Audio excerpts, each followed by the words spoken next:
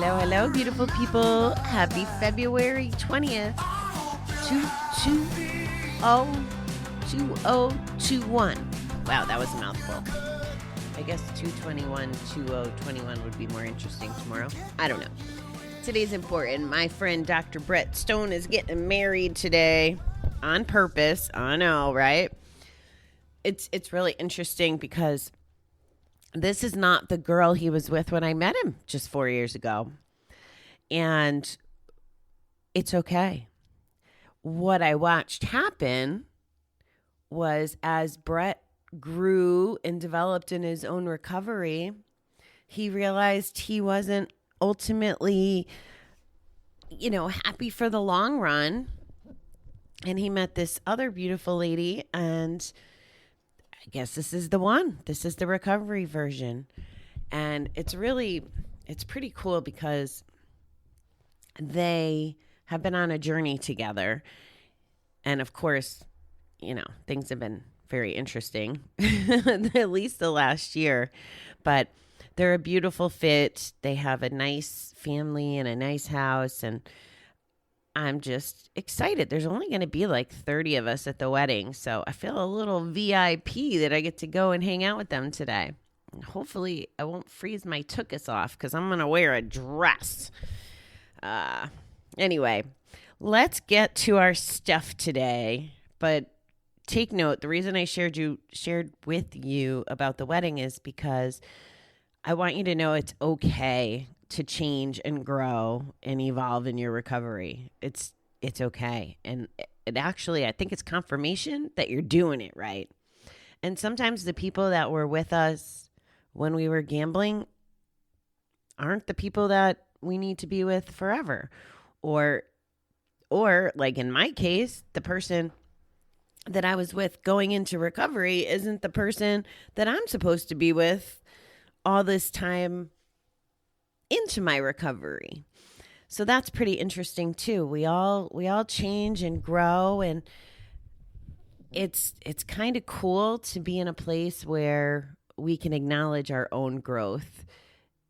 And I guess this is hot on my head because I interviewed a lady last night for the other show, but I'm contemplating posting it here too in case you don't listen to the new show as well, the Recovering Entrepreneur Show, because we actually talked very little about business, but really talked about those pivotal points in our life where we were at the bottom, just the fucking bottom, and what it takes to get out of that, for starters. Well, to survive that, I guess, would even be a better way of saying it. How to survive it, and then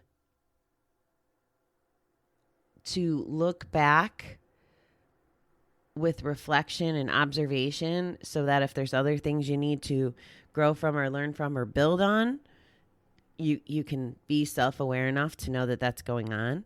And then the next step, which I find to be one of the most important, is to have gratitude for those journeys.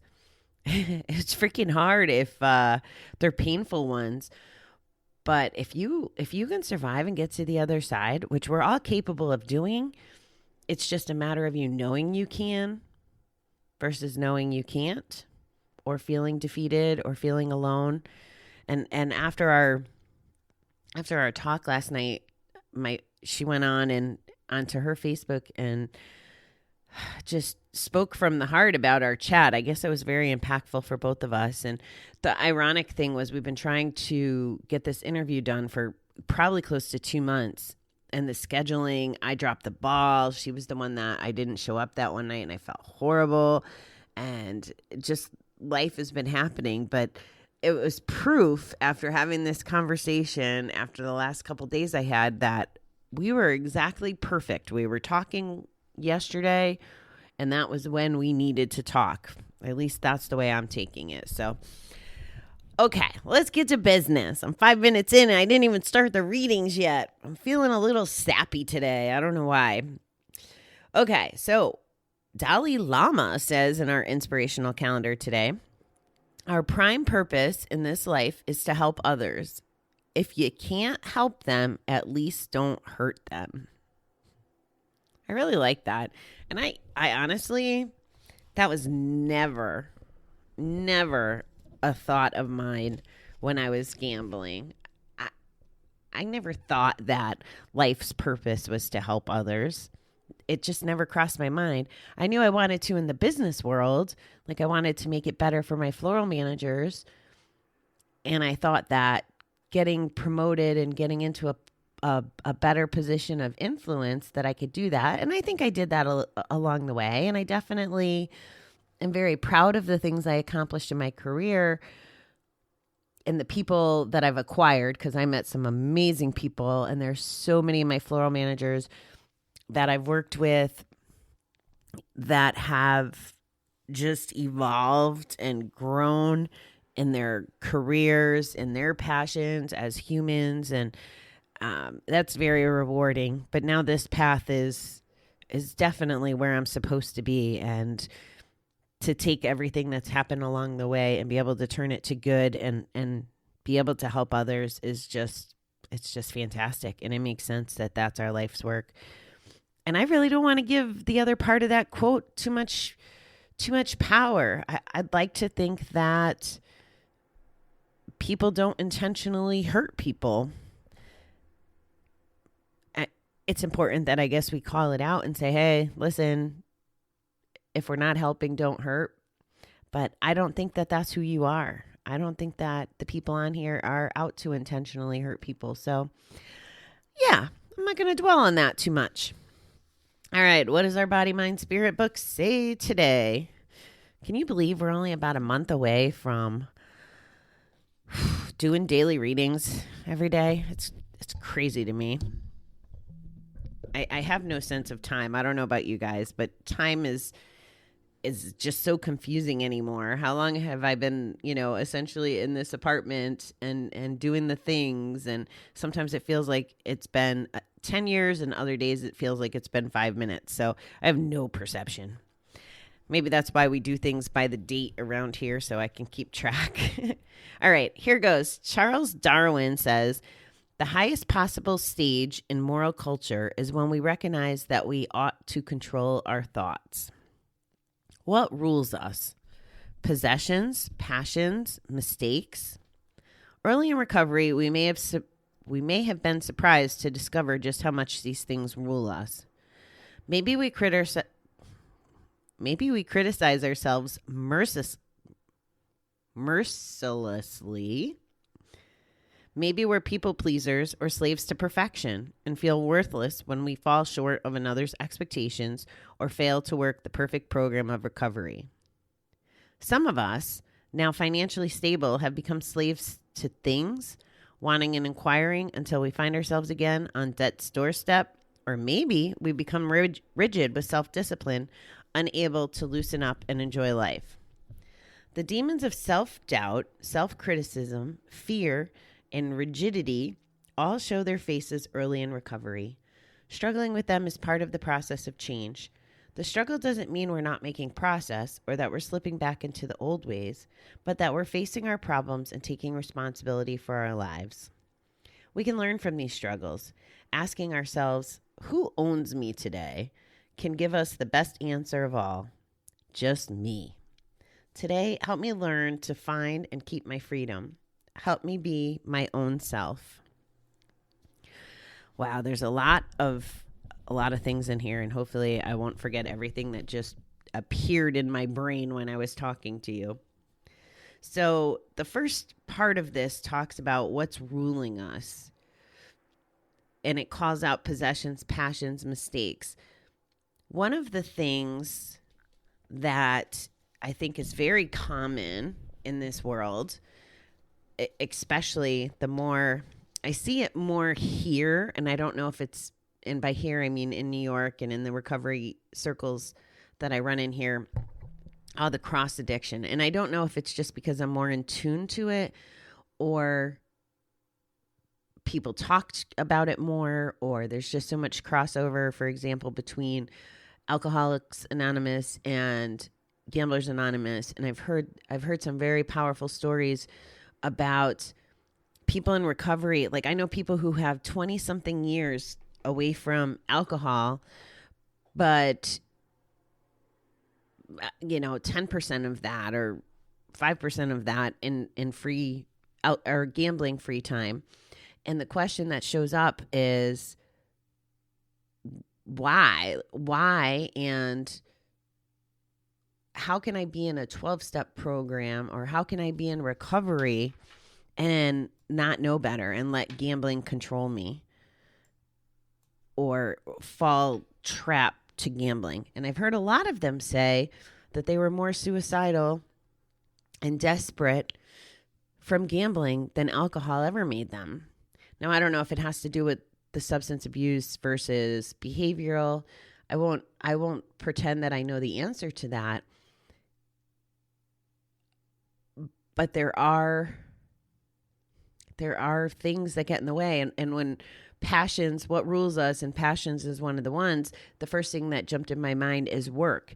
Because I also know people who maybe aren't in recovery, but quit drinking or quit the thing, and now they're workaholics, and that one isn't so much on the radar. We might look at that and go, oh, well, it's good. We're throwing ourselves into work. And I've just seen people get lost in that. So I think it all comes down to balance. Maybe we criticize ourselves I still can't say this sentence. Holy moly, so maybe I won't even try. Unable to forgive ourselves for the smallest error. So this list of things, think about this, if this is how we feel when we're in early recovery. Being a people pleaser, slave to perfection, feeling worthless because we're not meeting other people's expectations, or failing to work our recovery perfectly. And this is why I'm okay screwing up in front of you guys. When I miss an interview week, or I'm just not perfect being here, part of, and this is going to sound horrible probably. It's not that I'm lazy, I swear.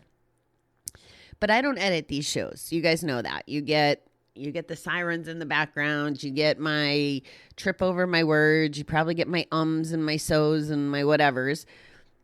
However, by showing up here every day, not only does it help me, but what I want to show you is it's okay to not be perfect. And I need to give myself grace the same way you guys need to give yourself grace. It's okay. As long as we're doing the next right thing, or we're in the mindset of doing the next right thing. Because even that, if you want to do something and you're thinking about it, that's, to me, a step in the right direction. It doesn't mean you have to solve everything today. It doesn't even mean that you have to take action every single day. Some days we just don't feel like it. And again, we can have the grace and forgive ourselves in those cases.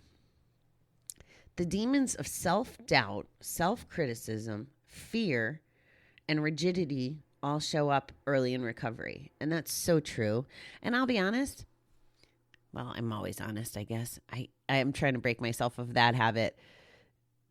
Somebody called me on it last week, and I was like, yeah. And I know better, too, because when people say to be honest, it usually means they're about to lie. And that's what bothers me about saying it, is because they don't lie, or at least not intentionally, or yeah, I honestly don't lie. See, I said honestly. Okay. This is the self-awareness stuff. Oh my goodness. But even after time passes, it's very possible that the fear and the self-doubt still show up.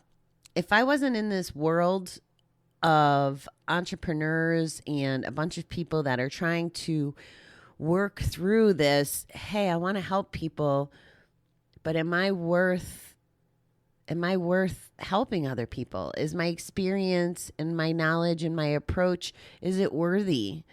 Is it okay that I show up in the world? What gives me the right to say I can help people? That's common stuff that we all have to get through.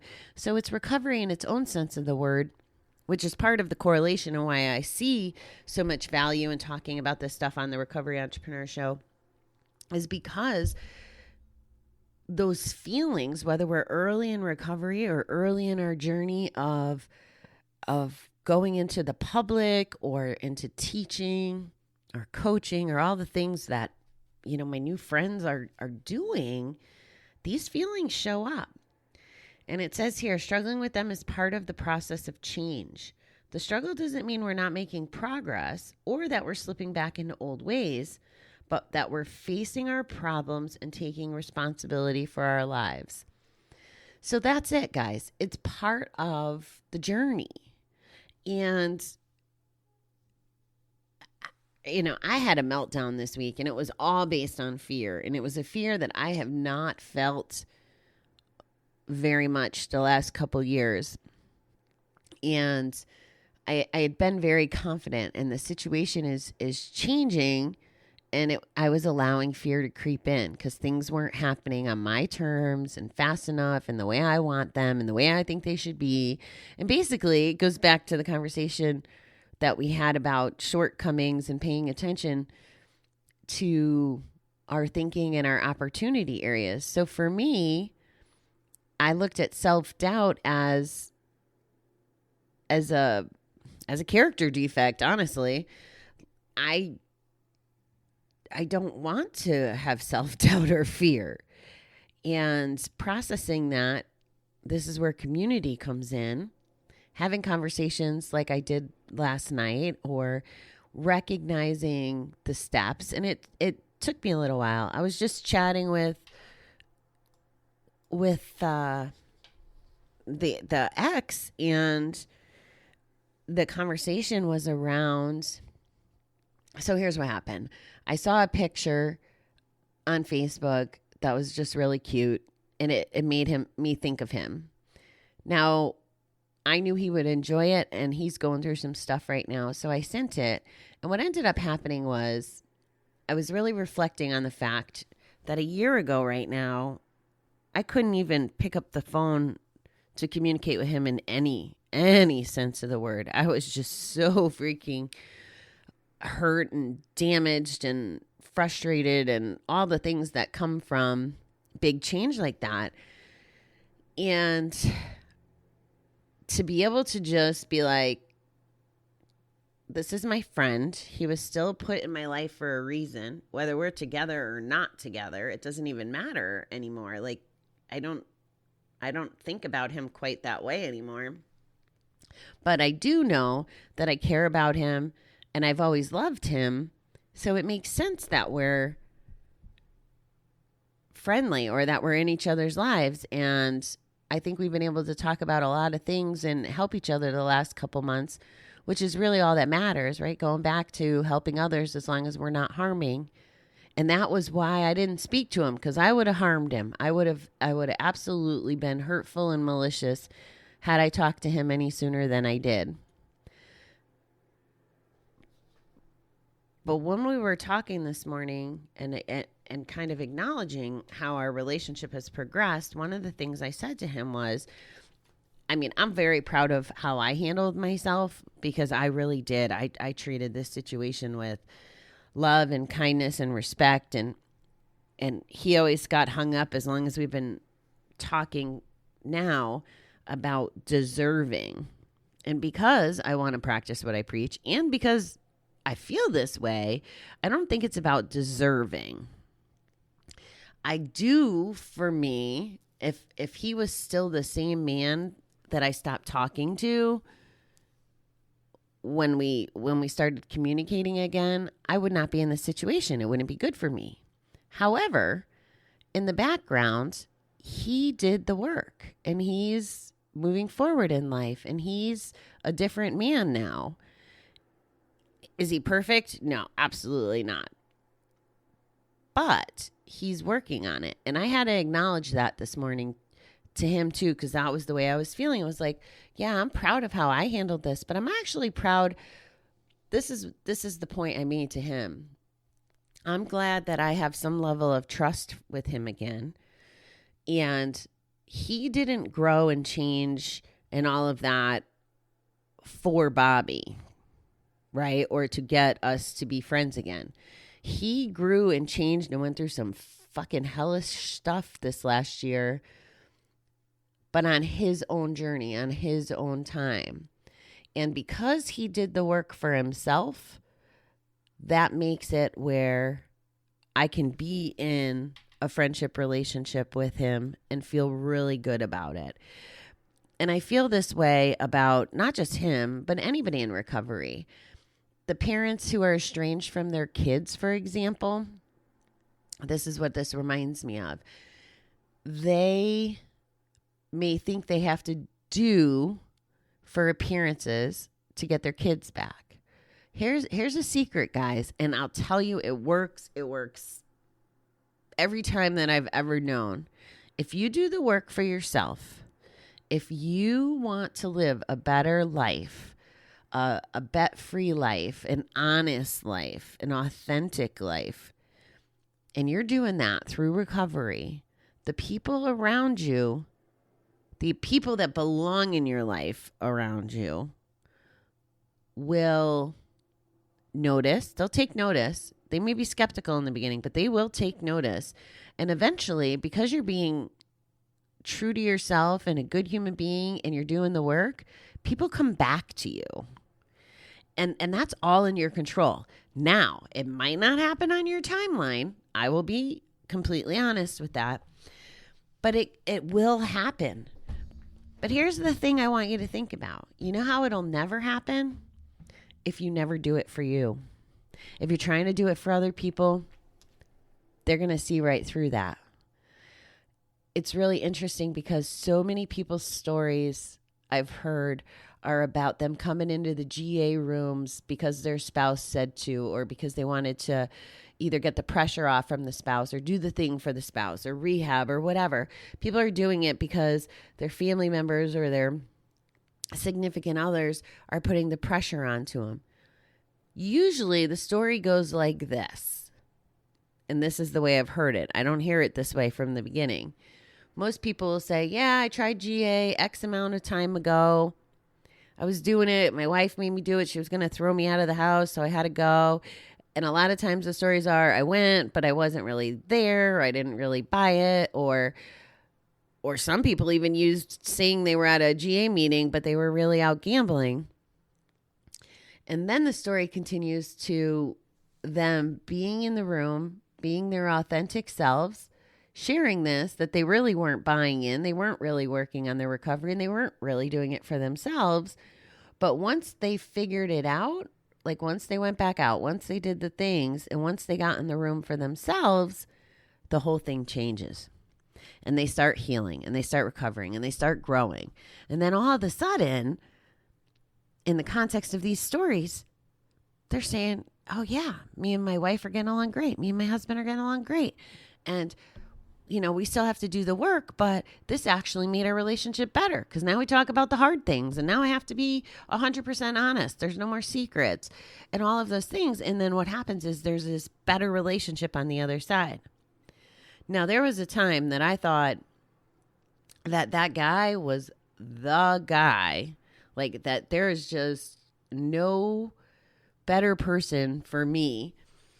And where I'm at today is I still 100% believe that he was put in my life for a reason. I don't believe anymore that it was for a romantic reason. Although I've even learned a lot about being in a romantic relationship from being in a relationship with him. And I believe that that'll make me a better partner. But he is part of my recovery journey. And I would not be the same person I am today if I hadn't met him. So it's in the beginning when I was talking about those things we have to go through and then getting to that other side and having gratitude, that's where I'm at with that. Here's the other thing. This is going to be twisted and maybe not make any sense, but I will share part of the secret to how I got here. It was by having gratitude and love, and by being the person I needed to be for me to get me to be able to forgive him and to get me to be able to be in this relationship that we have now where we can be honest. Even like if things come up that still are like triggers for me or that piss me off, I can now say to him like, whoa, nope, I don't feel good about this or whatever. And that's my recovery speaking. Versus if I was still hiding and not doing the recovery stuff, I might not tell him. I might let it build. I might let it go back into my bucket as the negative shit, filling it up. So this is what recovery can do for us. And I'm just grateful for that. And I told you, I'm kind of sappy today. And it's okay. Between the conversation last night with Denise, the conversation this morning, and then knowing what's coming, and that I'm at a pivotal point where it's okay to be a little afraid, but I can't live in that because then it'll paralyze me. And I need to just remind myself to believe in myself. And that's what I'm asking you guys to do today too. This is big homework, right? Think about what I said today and think about, are you willing to do the work to get through all that uncomfortable shit early in recovery, the middle of recovery, wherever you're at, and do it for you, not anybody else. Now, I don't know if that's really what the reading was about today, but that's where I landed, and that's what I needed to put out there today. So I love you, beautiful people. I hope you'll give this some consideration. It has to be super hard to take someone else's word for it. It's part of the principles of GA, right? Sharing our experience, strength, and hope. And I'm trying to share it with you. And maybe it'll click, whether it's from listening to me today or hearing the message over and over in different ways.